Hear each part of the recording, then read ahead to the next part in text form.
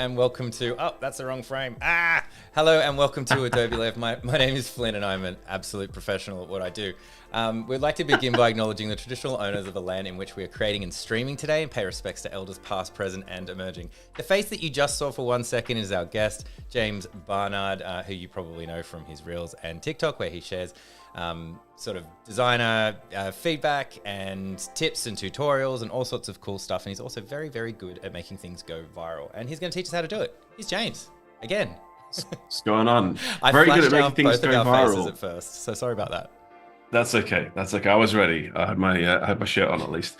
Yeah, not so great at making things go viral these days. I feel like it's getting harder and harder. Really? Especially on TikTok. Yeah, it's just brutal right now. Like I spend, a good amount of time on my videos, as you saw yesterday. Yeah. And I feel like it's just getting like, more and more difficult to the point where I reached the point where my account gets cloned and scammed, and there's like a couple of copycat accounts out there, and they take my videos and post them, and their versions of the video, their posts do better than mine. Really? Wow. I don't know what that's about. Like one video I posted had like 3,000 views. They took the same video, posted it, and theirs got 80. So I don't know what is going on. I think it's something to do with like new users, and I've been on the app for so long now that my content is just like ghosted and put behind some sort of wall that no one can see it.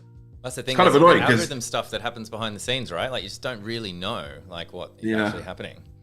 It's really frustrating as well because I've got like 250,000 followers on TikTok, and if every one of those people was just shown my video, great. That's a ridiculous stats right there, 250,000 views. But no, you've got to fight for the right to be shown to the people that follow you. It's crazy. Don't get me started. That's too long of a conversation to do today because we've got so much to do. I feel like we went quite quickly yesterday, but actually got bugger all done. We basically put the video in that me talking to camera, synced it with the captions, edited it down into, what was it, 40, just under 50, 53 seconds. Yeah, I'm sharing your screen now. Yeah. Okay, great. So yeah, we've got everything in. My captions are in. We've got everything edited down. Where we got to yesterday was working with Screen Studio. So let me just do a quick recap of that. So basically now we're going to add in our screen recorded overlays from Adobe Illustrator into Premiere Pro to sync up with what I'm saying to best explain how to do this tip. So we've got the audio in, that was the hard part. Now we basically have to screen record what I was talking about. Luckily I've done this beforehand, but if you've never used Screen Studio before, it's really handy. You click on area here, get your footage, pretty much this little area here where you want it, start recording, and then position your bits and pieces from Adobe Illustrator in frame, do your bits and pieces, basically run through everything that you need to do. Press stop and it'll automatically open up Studio, which has great editing effects, which I've not mastered. All I really use this for is for using these little presets that I've already made here. So I've made a 1080p by 1920 frame, vertical frame, 16 by 9. Put a background color on it. And then here you can change like the padding of what's recorded. So you can move it in a little bit, make sure that none of the UI from the apps that we were talking about yesterday is going to get in the way. We can round the corners even more, just make it look a little bit nice. Inset this. So, that's not something I'd sort of play around with. And then change the shadow of the background here. So this thing is kind of floating on top. So it's really great. And that's cool. The wonderful part about this is when it records, you can increase your cursor size. So it's sometimes quite hard for people to see what you're doing on screen, where your mouse is on the screen. And you can bring this bad boy up. You see the hand changing size there? Yeah. And it puts a fake one over the top and manipulates it. And you can change it to like Mac OS or touch, like if you were working with an app or something like that. It's really, really powerful stuff. Anyway, that's awesome. I'm going to close this down because I've already done this. Here's one I made earlier. This is my screen recording. Okay, so nice big cursor, has a bit of motion blur on it as well, which is really great. I think it adds like a nice little professional edge to it. We're going to take this footage, we're going to throw this into Premiere Pro, into our bin over here. And what I'm going to do is I've rearranged my layout from yesterday slightly. We've got our timeline in the middle, our effect controls, the text box over on the left, our bin with all of our links down the bottom left here, and I've put a new one in, which is my source clip. Okay, so we've got our main project panel here. This is the final output of the video, and here is that source file that I just worked from. So we're going to be taking this and doing our best to sync up what's in here with the audio. Cool. So if I go over to the left here and we click on text, I've got my transcript here. I can again use this to sort of navigate around the timeline. It's quite handy. Okay, so designers, if I use a shape to make this pill button style in Illustrator, it looks great. Okay, so what the first thing I need to do is to draw out this pill button shape. So what I've done is sometimes when you want to make sure that something's positioned well on screen, I'll actually draw the shape out and then do the reverse of what I want and then pull it back in. So if you look on the right hand side here, if I just press the space bar, all right, back there, I'm going to pull that back with my toolbox here to the point where it's just starting. Press I for in, press play, and make that small. Now, when it stops, I'm going to press O. Now, in my main project panel here, I'm just going to lock the things that I don't want to move. So I don't want to move my dialogue. I've got an adjustment layer here that sits over the top of my video to sort of color grade it slightly. We'll talk about that later on if we have time. I'm just going to pull that down, leave that on, and then lock that. And then we've also got this safe space guide that we talked about yesterday. I'm just going to leave that there, but I'm also going to lock that as well. So let's play our footage. Designers, if I use a shape to make this pill button. Okay, so I like to add in the screen recorded elements on the thing that I just explained. So when I say pill button, I'll put the screen recording right on top of that. Okay, so I'm going to go back to the audio here and find the moment where I said pill. Oh, sorry, zoom out a little bit. Where is it? Pill button. Right there, that little ramp there. I want to make sure that this is selected on the left-hand side here to toggle the track for targeting. In my source panel, we've already selected our in and out points, and now I just press the period button, the full stop button on my keyboard, boop, and that pops that in. So here we go. Make this pill button style in Adobe Illustrator. It looks great, but each time I change the wording, I need to resize my shape to. Okay, so I am going to take this. I'm also going to go back to my source panel and find the moment where I round the corners of that pill, which is just there. I for in, and then deselect. Deselect there where the cursor's not moving. So press O for out. Right after where we just put that in, I'm going to press period again. So that's my 2 pieces of footage in frame. Now what I'm going to do is I'm going to right click and I'm going to do speed duration, and I'm going to click reverse, and that's going to play that backwards. So it's going to look like I'm drawing that shape out. Pill button style in Adobe Illustrator. It looks great, but each time I change the word. Okay, so that's my pill button done. On the final frame of that pill, I'm just going to zoom right in here, right click, and do add frame hold. Now that's basically made a still of that graphic, and that won't move now. So once that's there, I can leave that on for a little bit longer on screen. Cool. So it looks great. I'm going to stop it there. So I want that footage to finish around about here. So a good rule of thumb here, but like when you're doing like screen recorder stuff, is like 200% or 300% speed increase. So I'm just going to change that to 300. See how well that works. Drag this back. Might speed that up a little bit. There's another way to do this as well, which is quite handy, but I'll come to that in a minute. And then we'll bring our frame hold back here. We'll just see how that looks. Go home to go to the start. Designers, if I use a shape to make this pill button style in Adobe Illustrator, it looks great, but each time I'm going to stop that so it's back to me on frame. Time I change the wording, I need to Okay, so I've got me on screen for just a little bit there, and then I'm going to go back to my source panel over here and change the wording. So duplicate this down, I for in, and then I'm going to type in a word, and it's going to go off. Oh, I spelt today wrong. Oh my God, did I get that wrong and not correct it? No, I did. Okay, now, good. Oh my God, I thought I left that in and not changed it. All right, so duplicate down is where I want that to finish. there. So that's O for out. And bring this over here, press dot, full stop. And I'm going to go forward again in our panel and go back to where I changed the word to in. Oh. There. Out. Space. Press full stop. Okay, let's just listen to the audio and find out where I want that to finish. I need to resize my shape to fit. And you often end up with inconsistent padding on the left and right because your graphic... Okay, so that's actually quite a long screen recorded section there because I need to add in the bit where I resize the shape. So maybe I didn't need to add that one. I'm just going to delete that out and then just do a little bit of me kind of tweaking the in and out of that there. Okay, back to the end. Project panel and press full stop. Okay. Again, I'm just going to listen to the audio and find out where I want that to finish.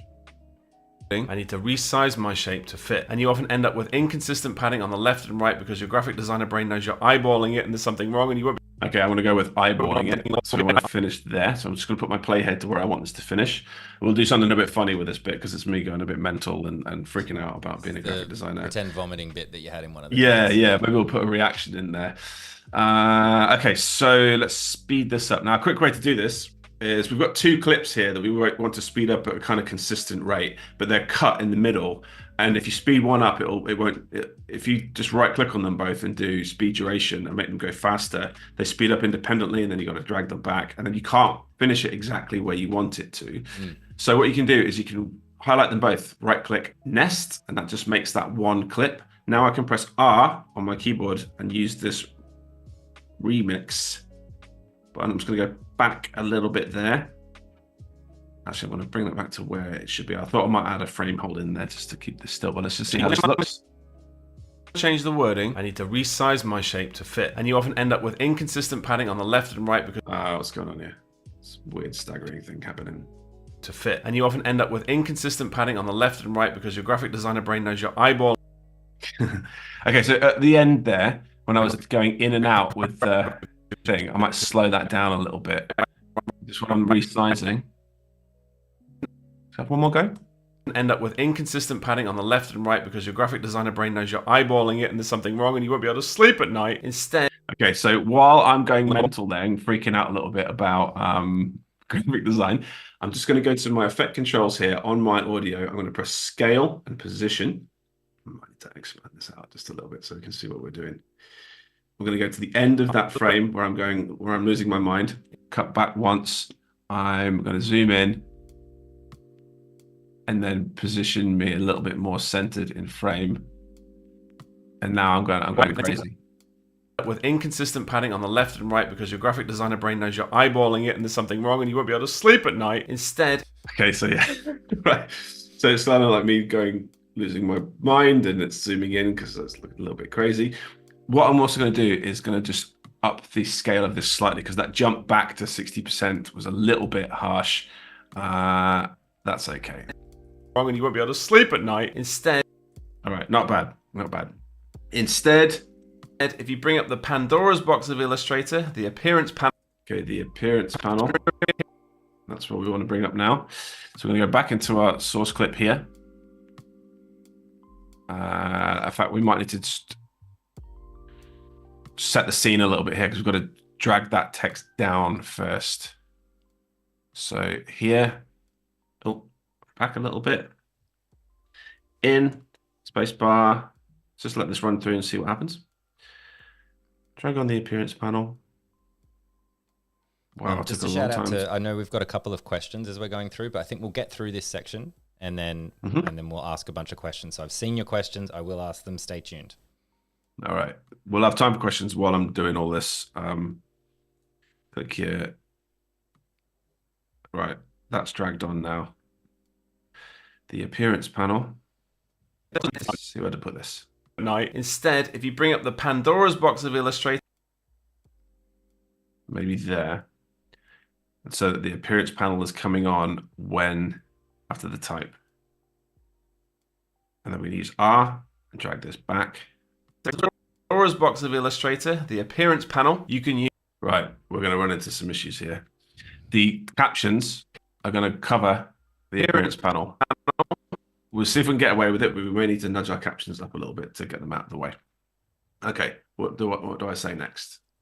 You can use the super smart method. Firstly, add another fill in the... Okay. You can use, let's bring that, and then we'll add a frame hold there.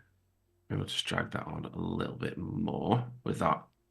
Is it the remix tool? Rate stretch tool. Hold down on this little thing here.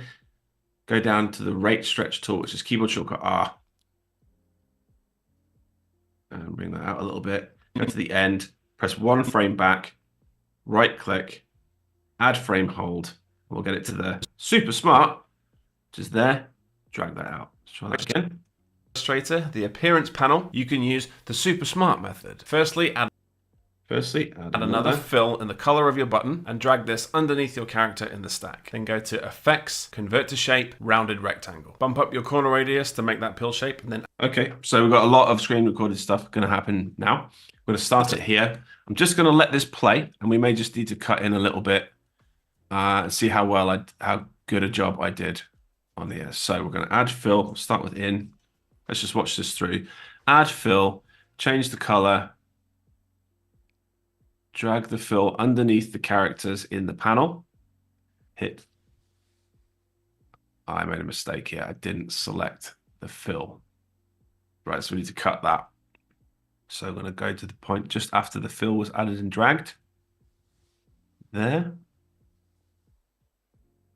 Might need to go back just a frame or two. There, out. So we'll press full stop in the project panel to put that in. Keep playing. Go past the point where I made a mistake. I should have selected the fill before going to effects, and I realized, stopped and went back. So let's just keep watching. So you can speed this up a little bit by pressing the three keys on your keyboard that you want to press here: J, K, and L. Okay, so if you press L, it will play the footage through. If you tap L again, it will speed it up twice, 3 times, 4 times. Gets really fast. Press K, then press J to go backwards. So it's kind of like forwards and backwards on your keyboard. Right. Okay, I think I re-recorded that whole thing. Sorry, so we may need to start this again. So yeah, appearance panel. So let's just get that. We already do the appearance panel bit. Illustrator, the appearance panel, you can use the super smart method. Okay, so we don't need to do that. We can leave that alone. So let's go to the point where I selected the text. Back a couple of frames. There. By the way, this toolbox has got like haptic feedback on it. So when you twist and turn it, I don't know if the microphone picks this up. Lovely clicking sensation. Probably can't hear that. We can't hear it here. No, it's like you can feel it clip. So you know when you've stepped exactly one keyframe forward. It's very, very cool. Okay, let's just watch this through. Click here. Add fill. Change color. See, I'm going nice and smooth with my cursor movements as I'm recording. Trying to be as smooth as possible. Fill, select fill, effects, convert to shape, rounded rectangle.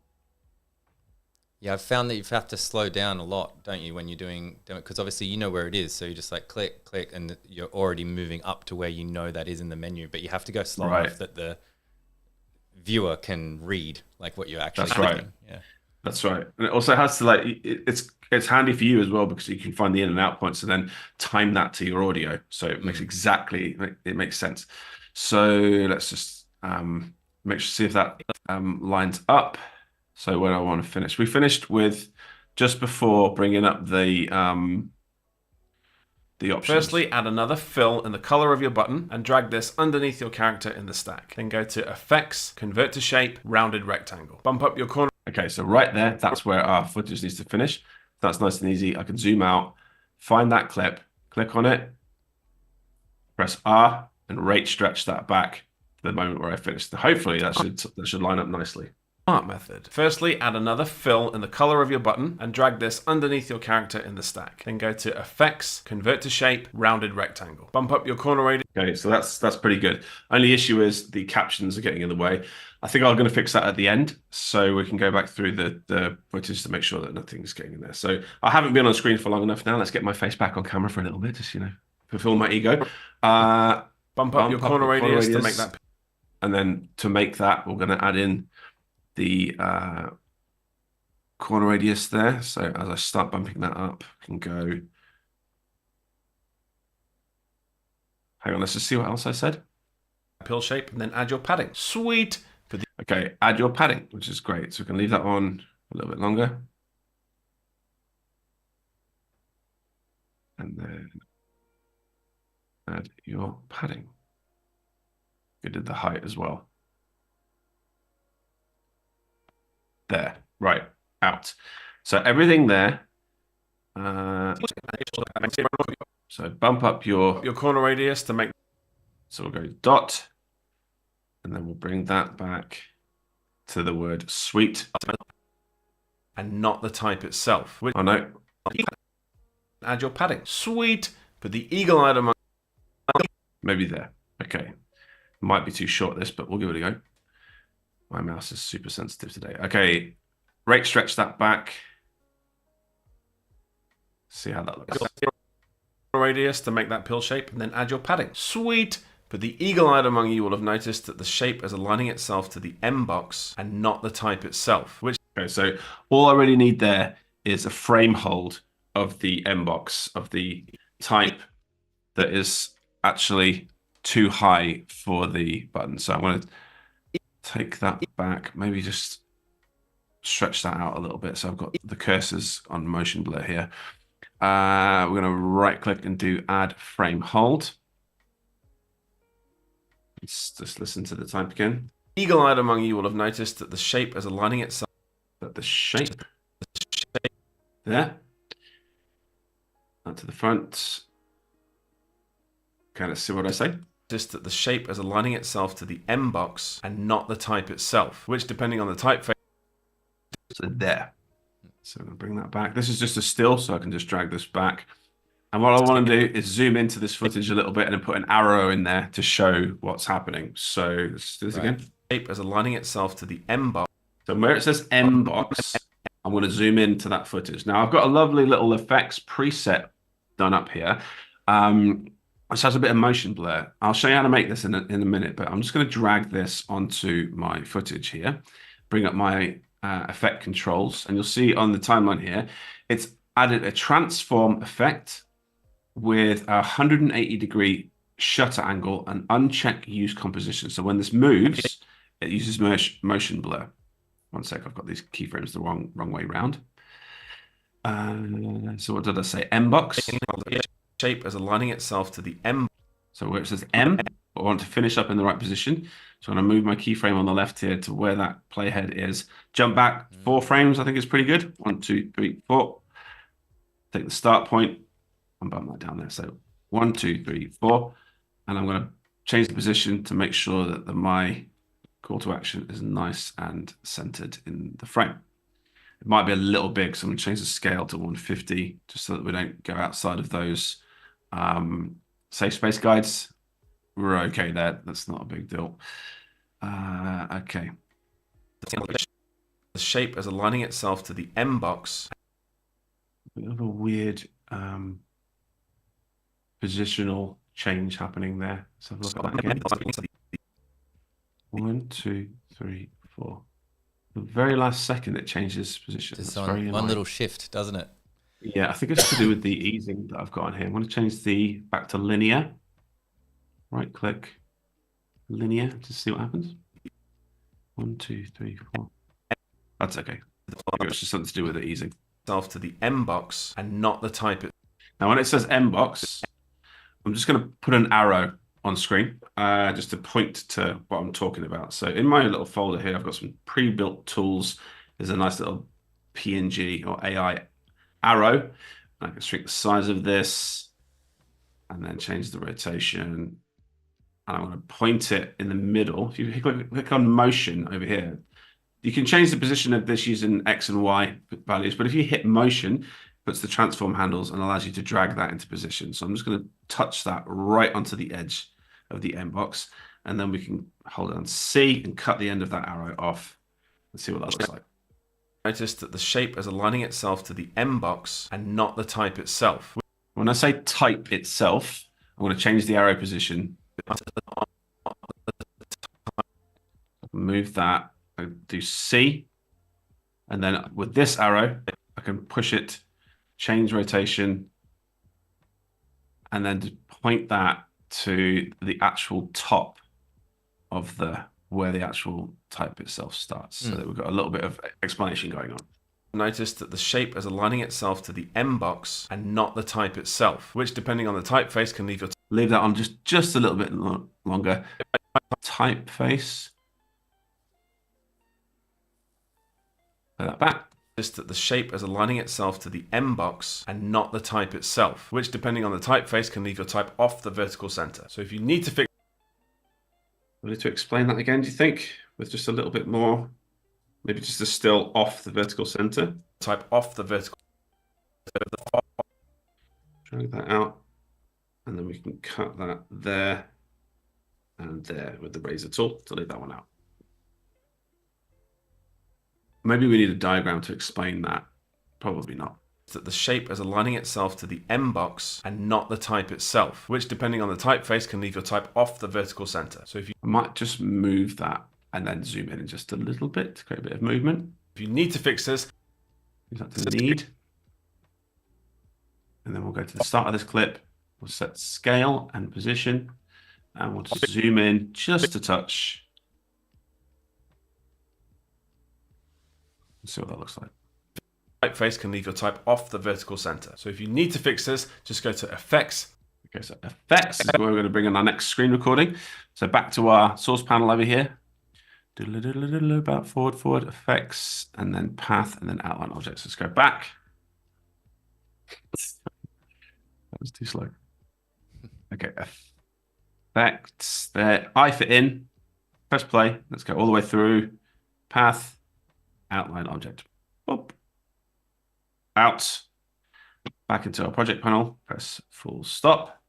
One more just to change, go to the part where I bring back the settings. Cut into the arrow movement just there. I for in. Rounded rectangle. Change the padding back to where it was. Okay, stop. Out. Back to a project panel. Oh. Dot. Really long one, that one. I'll have to bring that one right back. So let's listen to this. Just go to Effects, Path, Outline Object. Then go back into your rounded rectangle style and fix. Outline Object, where was that? Right on that edge, which is handy. So we can click that, press R, stretch that back, bring our footage back along. Then go back into your rounded rectangle style and fix your padding. And now you have a consistently aligned. And then we'll do to there. Just go to Effects, Path, Outline Object. Then go back into your rounded rectangle style and fix your padding. And now you have a little bit longer. I'm just going to add a little frame hold at the end, just to leave that on screen just a tad longer. So you can see what I did. Yep. And then, oops. And to see what I say again. And now you have a consistently aligned call to action. Call to action. So now we're going to showcase the wonderful call to action that responds to our type. So type that in.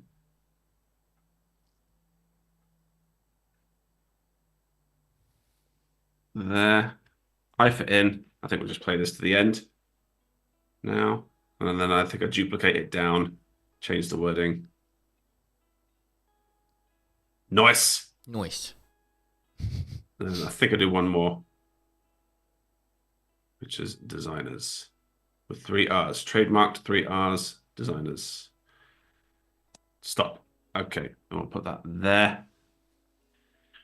And then we're going to just bring that all the way in to the point, all the way up until the point where I do my thumbs up. So which is right there. Let's go back to our, which is zoom out, press R to rate stretch that back to where we finish. And then I may even, let's just see what that looks like. And call to action style that will adapt to your type. Okay. Let's rate stretch that back just a smidge.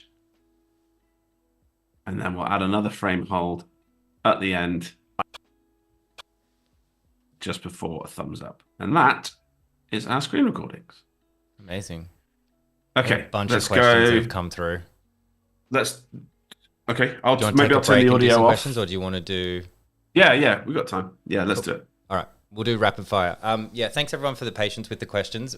We wanted to kind of make sure we got through that, right? Yeah, so good. One of the questions was, Cass has said, "Are you learning heaps, Flynn?" Yeah. So basically, this is like a tutorial just for me. I'm sort of sitting here staring like, oh, okay, he does it that way. Yeah, cool. Yeah. So the question was, are you learning heaps, Flynn, as a more experienced Adobe Premiere Pro user? I'm not. I wouldn't say I'm experienced or advanced, but I will say that Chris Hansen is in chat, and between the two of us, there's probably maybe 3 people at Adobe kind of in Australia that are super into video. And well, Chris and I are both here taking notes, so we'll put it that way in terms of learning stuff, which is super cool. Shout out to Chris Hansen. He gives us our other question as well. Hey, James, can you tell me how you come up with your cheesy music for your videos? Yes, we'll talk about that in just a minute. Unfortunately, because of YouTube, we won't be able to play any of the cheesy music because we'll get some sort of copyright issues. But yes, I love a bit of bossa nova. I love a bit of cafe jazz. So those are my 2 search terms in Epidemic Sound, which is the library that I use. And yeah, I like the ones that. My best advice for this is basically don't find a piece of audio that doesn't override your dialogue, and that's quite hard to do. Certain instruments are really bad at like blocking your audio. The saxophone is terrible. So anything with like a horn or like that really covers your audio. Electric guitar and piano, that's fine. That seems to work really, really well. So bossa nova and jazz tracks that use guitar and piano, and you can use filters in Epidemic Sound to find songs like that. They work really, really well. That's the like one final step actually. If I pull that in, we can just do that really quickly now. I won't play the audio, and I'll duck it out so we can't hear it. But I've got a track here. I press my side button on my toolbox to bring everything into the display, and I drag this underneath. I'll bring my audio levels down to something like -20. Between -20 and -25 is pretty good. I'm just going to mute that before I forget. And then also there's this amazing tool in the new version of Premiere Pro called the Remix tool, which you hold down over here, click on this, drag this back to the end of your clip, and the AI does its magic and remixes the track, keeping everything in time to put the ending of the song right where it should be. And you see these little ziggy-zaggy lines in here. That's it working its magic and doing the cuts to make the beats actually flow together. Again, I'm not going to play that because we'll get a strike on YouTube, and I'm even going to take that off before I forget. But yeah, that's how I handle my music. There's clever things you can do in Essential Sound where you tag your audio as dialogue, like this. So you select your audio here, and that's automatically assigned that as dialogue. And then you can click on loudness and auto correct it. There's also like auto ducking on your music. So if I'd done a video that had breaks in it and pauses where I'm not talking, I could use ducking to raise the music level and then bring it back down again. And there's an automatic feature to do that in the new Essential Sound panel. So definitely check that out if you haven't used it before. Okay, let's play this through, see how it looks, and see if we need to make some corrections. We're going to need to move some captions to get out of the way of the screen recording, so we'll do that quickly as we go through. Designer. One thing I forgot to do. Right at the start of the clip, I want to do a pattern interrupt. I think we talked about this last time, Flynn, where you're scrolling on your phone, and a bit of motion can stop you in your tracks, and some people think it helps with engagement. So lots of people like to do this. You'll notice this more now that I've said it, but I have this little zoom in intro preset over here. And if I go to my effect controls, it automatically puts me in the middle of the frame zoomed in with a motion blur. So as it comes in, 1, 2, 3, 4 keyframes along. Sometimes I have trouble lining it up exactly. Right at the start of the video. Designers, if I use a shape. Okay, so super quick. Yeah, just a little bit of motion, stop you in your tracks. Also as well, next frame along, I'm going to bump up the zoom level to 70 just to make a cut there to add even more kind of interrupt movement to keep you on my video. Okay, might do that a few times throughout the video. So what I'm going to do is I'm going to take that frame that I just added that 70% scale to. I'm going to copy it, Command and Control C, and then we can paste that onto ones as we go through. Let's give this a play. Designers, if I use a shape to make this pill button style in Adobe Illustrator, it looks great, but each time I change the wording, I might just add a little zoom to this because it stops for quite a long time on that last frame. So what I'm going to do is I'm going to right click and nest all those clips. And then at the start of this, I'm just going to scale and then go to the end and maybe just bump that up by like 105 or 110. Bit much, 105. Oops, to 10, 105. Let's see how that looks. This pill button style in Adobe Illustrator, it looks great, but each time I change the wording, I need to resize my shape to fit. And you often end up with inconsistent padding on the left and right because your graphic designer brain knows you're eyeballing it and there's something wrong and you won't be able to sleep at night. Instead, if you bring up the Pandora's box of Illustrator, the appearance panel, you can use... Okay, so our captions are getting in the way just a smidge there. So what we can do is we can zoom in on this footage. The easiest thing to do is to bring this playhead back to where that caption starts. See Illustrator, that one there? I can bring this back, touch that to the edge, press R and rate stretch that back to where it was. I'm just going to check that, see how it looks. Box of Illustrator, the appearance panel, you can use the super smart. Okay, and at the end, stops there. I'm going to move that back to the start of that caption. Now, in between here, I can just select these 4 captions, and in our essential graphics panel, I'll just put the playhead where the appearance panel is actually on, there, and then we can just nudge that caption up out of the way of anything important. Try not to move it so much that it's really jarring, so just have a little look before and after where the caption goes. It's not too bad. It could be better, jumps too far, it's harder to track and to follow, keep reading. Yeah, it might be better to go up there. Let's just try that. If we go up above, do you leave a little bit of space remove the above. captions for that part of it, or do you find that it's really important to sometimes have... if it's just so in the way you can't get around it, I try not to do that. That's not so bad. I will get away with that. So what was that? That's -929. Okay, just remember that because we're going to use that again. Box of Illustrator, the appearance panel, you can use the super smart method. Firstly, add another... do you know what I'm going to do? I am going to... Hang on, let's just let this play. Another fill in the color of your button. Yeah, let's move all of those up as well. So that's 929. So here we're going to go to the front. There's our caption. That's fine. End of that clip. There. Brilliant. So all of those captions are nicely centered in the middle. Just going to bring this on, and it was 929, wasn't it? 929. There we go. So it's the same as where it was before, out of the way. I think we can get away with doing that a bit lower actually, because there's nothing important kind of in the way. So that will be okay. Let's play that through. I'm going to zoom in to this. Now remember we copied our original clip with a 70% scale. I can now right click on that and do paste attributes. And it automatically does that. So it's keeping that consistent as we're going through. Nice. And I've done that because I ducked my head and looked down a little bit when I said that, and my mouth got in the way of the captions a little bit. And that just keeps my face above the captions. Use the super smart method. Firstly, add another fill in the color of your button and drag this underneath your character in the stack. Then go to Effects, Convert to Shape, Rounded Rectangle. Bump up your corner radius to... So at the end there, I don't like the way that kind of flashed on screen. It was kind of a bit much. I might just leave that there and frame hold it until the end. See what I'm doing? Sorry, I want to press the wrong thing. Frame hold. Because right at the end, it flicked and kind of... It's not quite the right spot. There's where I want to frame hold it. Why is that happening? Oh, that's annoying. It's frame holding between the frame. So undo that. Like during the transition. Yeah, as that's it's annoying. fading out.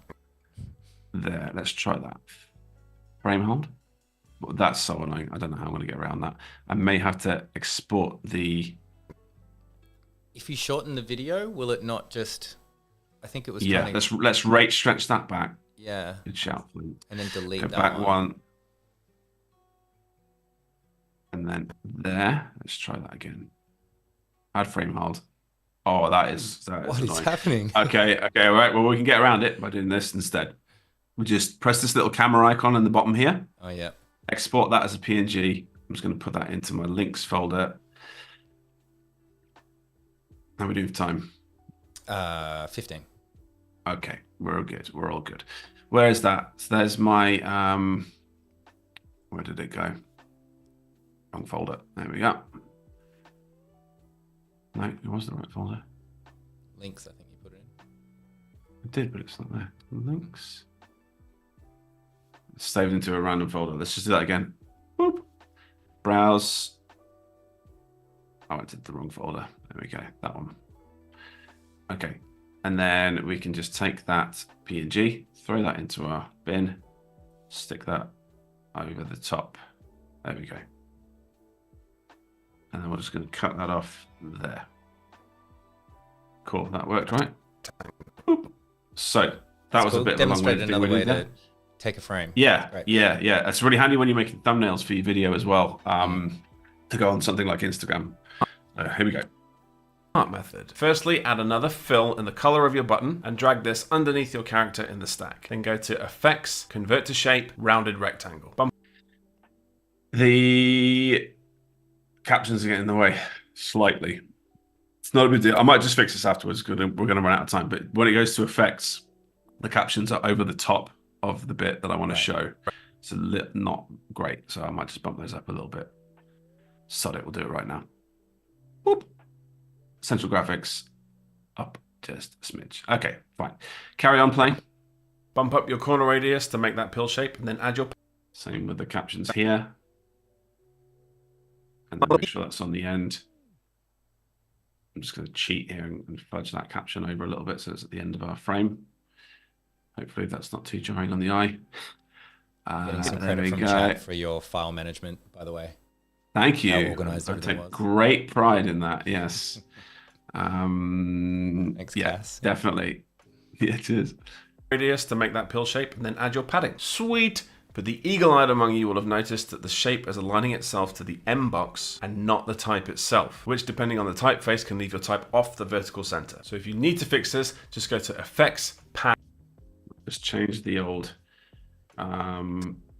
scale on this one. Add a little bit of difference. Leave your type off the vertical center. So if you need to fix this, just go to Effects, Path, Outline Object. And all of these captions will go from here. Let's go back and then rate stretch that one forward. So that's inside that caption. And then here. Let's do the same with that to the end. Rate stretch that. Whatever's in there. And then that way I can grab the these captions here. So annoying, that drag and drop thing. When you select it, it slides the whole timeline up. Moves it up? Yeah, I noticed. Yeah. I noticed that too. Okay, one more time. Just go to Effects, Path, Outline Object. Then go back into your rounded rectangle style and fix your padding. And now you have a consistently aligned call to action style that will adapt to your type. Right, one final thing. You can't see the word nice because the captions are over the top of the frame. So let's just make sure this is lined up with this caption. There. And then we'll... Great. And then we'll just rate stretch that one along. We'll get the last set of captions. Whoop, and just move that out of the way of the word nice. Put it in between. There we go. Aligned call to action style that will adapt to your type. Zoom in a little bit with the old thumbs up. Also, I really don't like that you hear this little shuffle noise as I do the thumbs up there. So I'm going to get rid of that. Being really pedantic now. Unlink those in my audio. You see that little waveform? It's like shuffling. Yeah. Cut that out. Move that back, but leave the ambient audio in there. Hopefully, it's the plaid shirt. That's the sound that plaid makes. It is, isn't it? I'm going to duplicate it and yeah, get rid of it. And you're not just deleting it because you don't want it to be no, you'll hear it. Sound or you'll the hear music might cover it, but yeah, you'll hear that the audio cut away. So you got to leave the ambient audio in the background. Type. Designers, if I use a shape through. to make this pill button style in Adobe Illustrator, it looks great, But each time I change the wording, I need to resize my shape to fit. And you often end up with inconsistent padding on the left and right because your graphic designer brain knows you're eyeballing it and there's something wrong and you won't be able to sleep at night. Instead, if you bring up the Pandora's box of Illustrator, the appearance panel, you can use the super smart method. Firstly, add another fill in the color of your button and drag this underneath your character in the stack. Then go to Effects, Convert to Shape, Rounded Rectangle. Bump up your corner radius to make that pill shape and then add your padding. Sweet!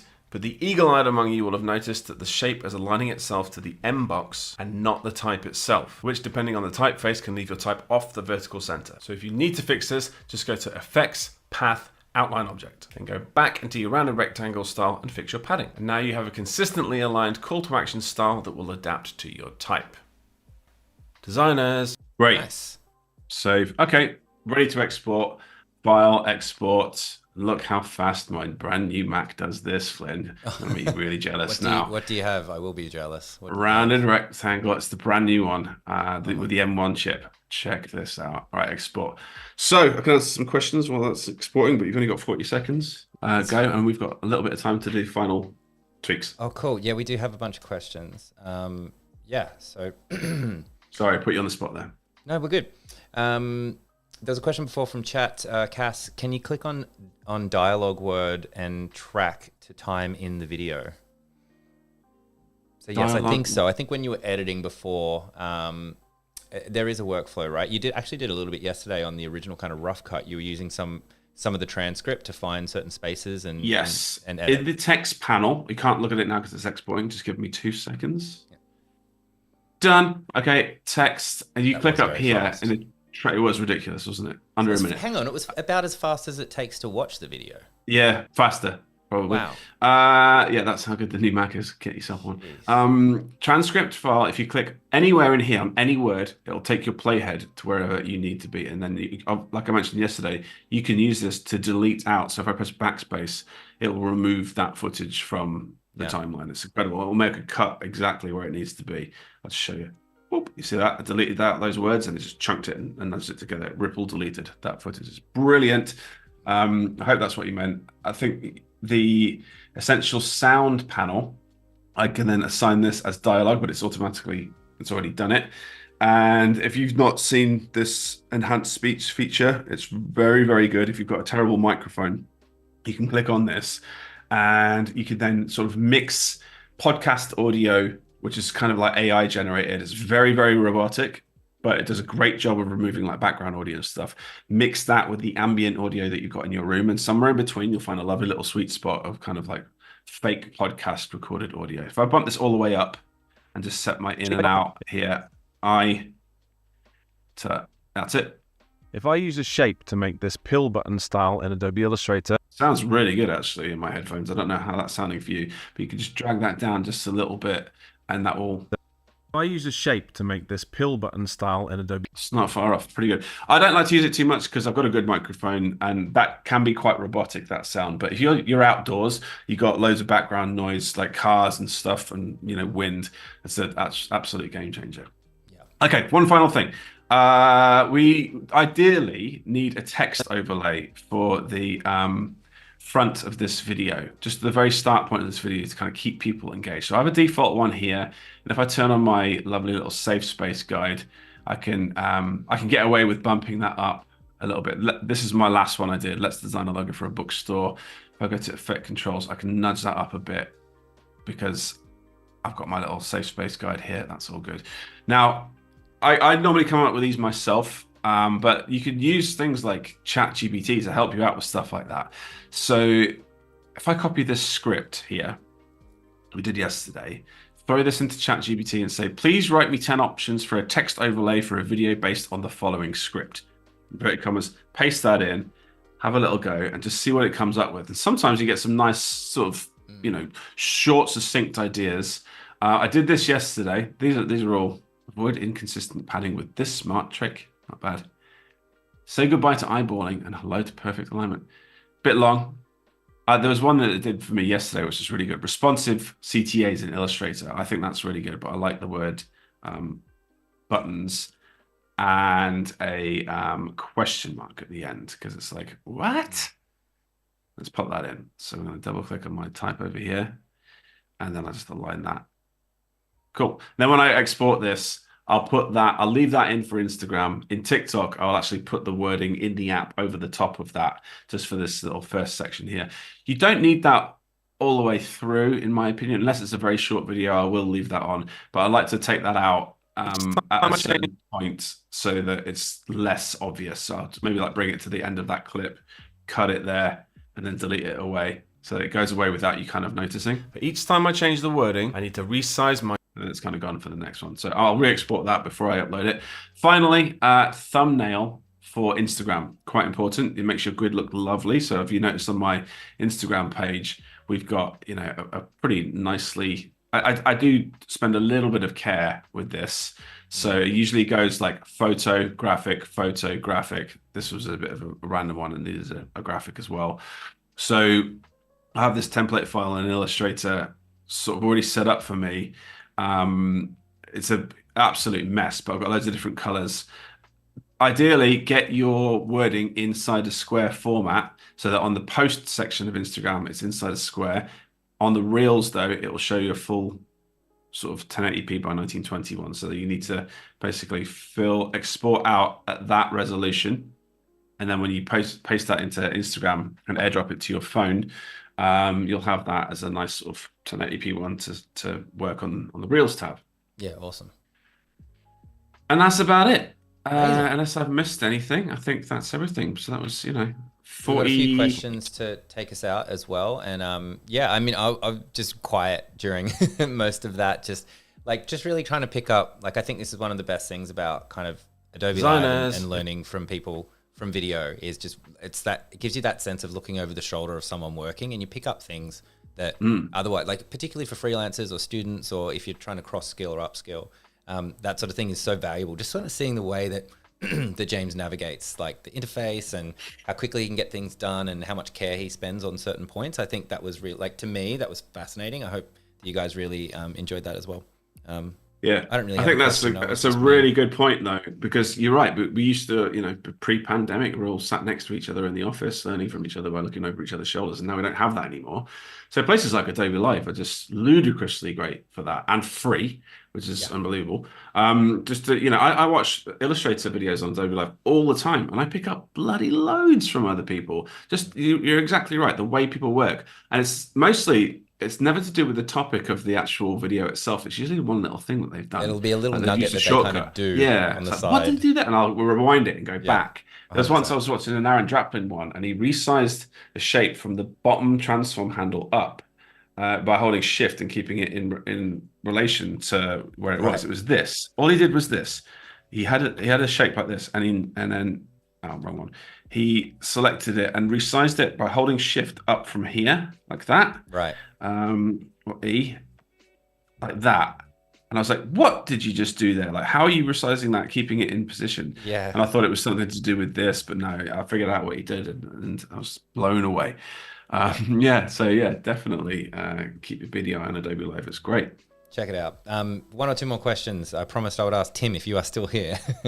Just wondering where I might find the ratio calculator mentioned yesterday, please. Oh, I have one on my bookmarks. Just give me a second. I'll see if I can figure it out. Nice. That'll be your reward, Tim, for sticking through with us. I know you asked that question a while ago. Hold on a sec. We've only got a minute left, though. Yeah, sure. Screen-size.info. Pop that in there. Put your width in one column, and it'll tell you the width in height to change that to. Really, really handy. How good is that? Okay, guys. Yeah, Tim was still here. He said appreciated. So they said appreciated. There you go. Hey, guys, so we don't get cut off. James Barnard, thank you very much for joining us on Adobe Live. I learned a ton. I hope everybody watching live and also on demand also learn a lot. It's like a masterclass. There you go. That was incredible. Thank you so much, James. Well, thank you for having me. I really appreciate it. Anytime. We'll do one again soon. We'll do one again. All right. And thank you, everybody, for watching. And we'll see you next time on Adobe Live. Bye. Cheers.